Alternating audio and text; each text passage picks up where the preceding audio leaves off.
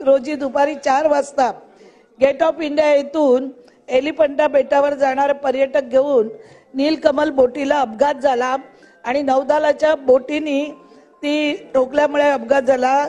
अध्यक्ष महोदय, सभागृहाच्या निदर्शनास मला आणून द्यायचंय की तिथे जवळजवळ या ज्यावेळी फेऱ्या वाढतात त्यावेळी हे दोन्ही म्हणजे फेरीवाल्या बोटी पण आणि नौदल बोटी पण ज्या जिथून रूट दिलेला आहे त्यांना जायला त्या रूटनी न जाता समुद्रात वाटेल त्या ठिकाणी हे लोक फेरी बोट चालवतात, वाटेल तेवढे प्रवासी भरतात। तिथले जे मच्छीमार आहेत मग करंजापासून उरणपासून मुंबईपर्यंत त्यांची सगळी जाळी लाख रुपयाची जाळी ही सगळी फाटली जातात।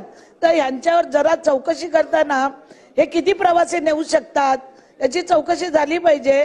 काल अपघाताची झाली आणि नौदलवाले सुद्धा आता काय सांगतात इंजन आहे म्हणून आम्ही अशी बोट फिरवली तशी फिरवली, पण यांचं नेहमीच आहे। आणि मच्छीमार जे आहेत ते जीव मुठीत घेऊन तिथे मासेमारी करतात, त्याची चौकशी होऊन त्यांना एक रूट ठरवून द्या, यांना एक रूट ठरवून द्या, एवढी सभागृहाला आपल्या